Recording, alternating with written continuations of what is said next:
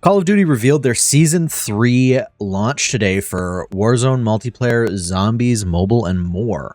Make sure you drop your thoughts down below, leave a like, and subscribe to stay up to date on all things Call of Duty. Starting with multiplayer, we are receiving a myriad of new maps, 4 new game modes, updated ranked play, and new perks, all of which is very exciting and one of Call of Duty's biggest updates. Starting with new maps, we are getting new map 6 Star, which is a Dubai-based map that is looking very fancy, and I'm excited to hop into it. It is a medium-sized map, so you can expect it to be similar to many of the maps that we are currently experiencing. Emergency, coming at launch, is another new map. It is a 6v6 small-size map that gives very grindy vibes similar to Shipment and or Rust and Meat, providing you with the ability to grind, get your guns leveled up, and so much more. Grime, coming mid-season, is a brand new core 6v6 map. It has a very similar vibe to the existing Skid Row map. It should be an interesting play. For remastered maps, we are receiving Grow House, which is a remastered version of Call of Duty Vanguard's Sphere, and this will be coming at launch as well. I played a lot of Vanguard, so I'm very familiar with this map. A lot of people didn't, but it should be exciting to come in. Tanked, which is going to be a repurposed map from Vondel Zoo, set in the After Hours, is a medium-sized, fast-paced map. If you're familiar with Zoo from Vondel, we'll have a lot of fun with this map. Checkpoint, also a repurposed map from Rebirth Island, coming into multiplayer. It's an eastern point of interest known as Stronghold on Rebirth Island. The combat will be fast. It is a small map, also offering some of those grindy vibes that you get from some of the other maps. 4 new game modes coming as well, with Capture the Flag coming at launch, One in the Chamber coming at launch in a window, meaning that this party game mode that originally came from Call of Duty Black Ops will be available for a limited time. Kills, deaths, wins, and losses will not affect your combat record in this game mode. Game mode Minefield, coming mid-season, is a multiplayer but with mines mode. It sounds like every time someone dies, mines are going to be dropped, so there is going to be a lot of explosions. Danger Close is going to be your best friend on this game mode. Escort, also coming mid-season. It will feature a robot that you are escorting for points. This game mode is not unfamiliar to Call of Duty. It has come out in different names over the years, and it is returning. Of course, as with every other season so far, in season we will be getting a Vortex playlist with the return of Airborne, Satan's Quarry, Skid Row, Spore Yard, and Tetanus, as well as a limited time playlist, and Vortex Mosh Pit will be available. They're also coming out with a new arcade mode with a number of redacted gameplay modifiers, but no more information is available on that yet. Multiplayer Season 3 Ranked is also coming as well, with new grinds to be aware of. They are coming out with a handful of new ranks, a handful of new win streaks, as well as some grindy camos. So watch for all of that coming in Season 3. New perks and equipment in launch and at season. So we are getting multiple new perks and equipment, which is unheard of almost for a new season launch. New perk vest is going to be Gunslinger, coming at launch, which will be a secondary weapon specialist. Weapon slots, no primary slot, secondary slot ×2. So similar to the Overkill vest, except you'll have 2 secondaries. You'll get your tactical, lethal, and field upgrade, gear for gloves, boots, and gear. Benefits for this vest will be a refresh stamina on kill, improve reload speed, reload while sprinting, increase weapon swap speed by a minimum of 40%. Swap weapon will differ between weapons, and spawning with the max ammo reserve. This is exciting for those of you who need to grind your secondary guns still. This will be an easy and fast way to do that. Another new vest coming at launch is the Modular Assault Rig, which will feature a lethal and tactical scavenger. So you're going to get equipment slots of 2 tacticals, 2 lethals, field upgrades, gear slots of gloves, boots, and gear. And in this one, you will start with a max ammo reserve and resupply lethals and tacticals from dead enemy players. Compression carrier also coming on launch, which will assist in healing and gas protection. So you will get 1 lethal slot, your glove, boots, and gear slot, and you will immediately regenerate health after a kill or objective capture with reduced effects from gas grenades. This will be a perk that we will see a lot of in the objective-based game modes.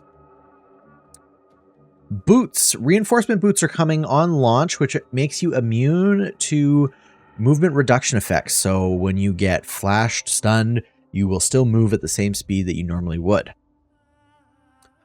High grain antenna coming at launch will have the minimap zoomed out for you and nearby allies. Enemies remain on the radar longer for you and nearby allies if one of your ally has a comms perk vest, so those 2 attributes will combine, as well as you'll be able to see ally radar pings from Intel Jacker and compass indicators from nearby ally signal jammers. Mid-season, we are getting an EMD mine, which is a proximity mine that sticks onto surfaces. Once triggered, the mine shoots out tracker devices that reveal the enemy's location from and direction until removed.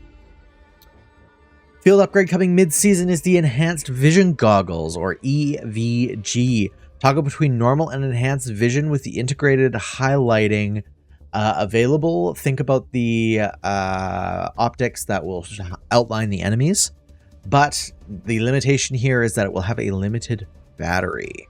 That is pretty much it for the Modern Warfare 3 multiplayer update. Now, jumping into the sad update of zombies, we are getting a Dark Ether story continuing, a 3rd rift, new challenges and schematics, and a new warlord, and that is it. I feel like they are drip trickling the zombies content, unfortunately slow for those of you who really like the zombies game mode. And there's not really a lot to cover here, unfortunately. We're getting a story for saving Dr. Jansen. We are getting a 3rd rift. New challenges and schematics for deadwire detonators, a golden mask filter, and a sergeant's beret. The deadwire detonators are electric ammo mods that you will employ with a deadwire detonator and attach to your explosive weaponry, including lethals and launchers. Golden mask is a self-regenerating gas mask, and the sergeant's beret is simply a beret that disguises you from the mercenaries. And that's pretty much it. New warlord Rainmaker coming mid-season. Hopping into Warzone now. The big thing on everyone's mind is Rebirth Island is coming back in all of its glory. We're getting all of the classic POIs, outlook, and map. It's been a really big talking point for a lot of Call of Duty creators, fans, and everyone for the last 2 years since they got rid of Rebirth Island originally. I know I had a lot of fun on Rebirth Island. I've got a lot of fun memories on this map, and I'm excited to see it come back in all of its glory. Now, something Call of Duty has become notoriously popular with, or I should say unpopular with, is putting holes into the map. So something coming to Rebirth Resurgence is Rebirth infill strikes, and this will come in season. So when you launch into Rebirth, you may have one of 3 POIs, being lighthouse, prison roof, or water tower, could see a collapse due to an infill strike. So your favorite camping places could potentially be wide open, which for some is great, for others not so much. Also coming to Warzone is a new game mode called Boot Camp. Boot Camp will be available only on Urzikstan, have a player count cap of 44 with 20 real players and 24 bots. While this game mode is not for everybody, it is for some, and those who still would like to learn the game and get better at just plain tactics can utilize this game mode in order to do that. Rebirth Resurgence Loaded is also coming, so you will load into the game with your preferred loadout and custom equipment meaning all players are going to come in locked and loaded. Lockdown is also coming to Rebirth mid-season. If you played Vondel Lockdown Quads, you know this is a good time, and if you are a Warzone only player, this will be a fantastic way to level up your guns and equipment. There's a new Gulag event coming as well called the Climb and Punishment event. This Gulag event will drop 2 ladders, allowing both players to exit the Gulag safely or betray each other or fight it out, however you want to do it, but this will be available. Heavy Armor will also be a mid-season event coming to Rebirth Resurgence. This event will start all players with an additional armor plate, giving you 200 hit points of health. So standard 3-plate communications vest, medic vest, stealth vest will have 4 plates, and tempered carriers will have 3 plates. New contract spy drones coming as well. Champions Quest coming to Resurgence Rebirth Island with reset rewards.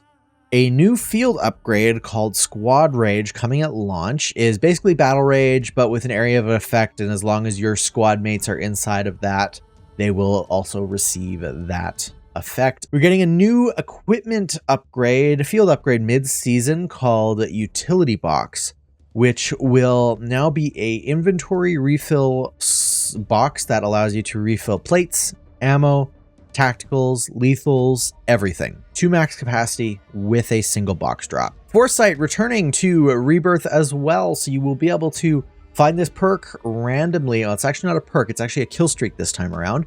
So you'll be able to find this kill streak randomly and rarely throughout the map, which will reveal the location of all of the gas spots. And returning favorite is the Specialist perk, providing you with all perks in the game. I'm super excited for that. Specialist won me lots of games in Modern Warfare Vanguard, Warzone Vanguard, I should say. So I'm super excited about that. Rebirth Island is obviously receiving the same aquatic gameplay that all the other maps have received. So you will see some changes to the map to reflect that. New feature coming to Rebirth Island as well is the biometric scanner. Dotted around Rebirth Island will be upgraded communication facilities with a series of 10 biometric scanner terminals that include full biometric scanning capabilities. Once per match where these scanners are active, you can approach a biometric scanner and quickly check your statistics. The scanner produces a keycard based on your identity, placed directly into your backpack along with XP rewards. Inspect the keycard and you'll see it contains your operator name, clan tag, and access level. Keycards take up slots in your backpack but can be dropped or looted and can unlock a special menu in any Rebirth Island buy station for the duration of the remaining match. There are 6 different rarities for the keycards, from bronze all the way to Orion. The percentage chance of receiving the specific rarity is redacted at this time, but chances improve if your squad mate is close by during the scan, or if you repeat the scanning process the next in real life day. Buy station keycard rewards range from cash, armor plates, lethals, tacticals, perk packages, kill streaks, equipment, and redacted items, as well as weapons. Additional permanent in-game rewards available as well. An exciting new feature coming to Rebirth Island is going to be variable times of day. So as the season progresses, the look of the map may change as we continue to go. So you will be experiencing everything from night to day to dark to foggy. Occasionally there may be matches where the sky is brooding and overcast and the sun is setting, or there's a sea fog or whatever. Expect to see it. Another new feature is a squad assemble feature and squad play bonuses. So this will be a bonus where there will be landing zones, and depending on how many of your teammates land here will depend on the types of rewards you can expect to unlock. Weapon trade station returning as well in season, and unsubstantiated intel also coming on launch. There are going to be some secrets and Easter eggs to be discovered across the island, as well as multiple bunkers being unlocked in Urzikstan now. So a lot of those bunkers that you've seen around the map will be available to be opened.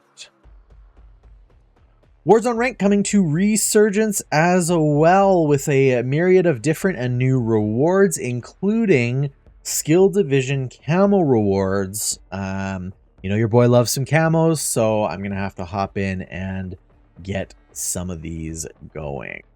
Last but not least, and probably most important to many of you, is weapons. We will have 3 weapons unlocked for free at the start of Season 3 and a assault rifle expected mid-season. Starting with number 1, we have the FJX Horus locked in on Battle Pass Sector 8.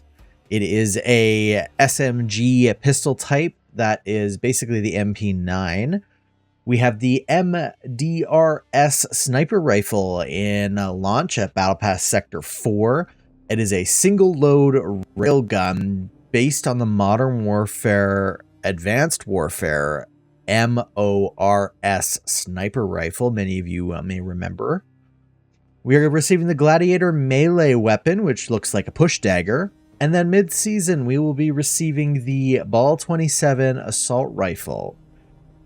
Also coming to the season is the Jack Cutthroat, which is a 3D printed stock that will be compatible with the MCW, MTZ, M4, and the AMR9.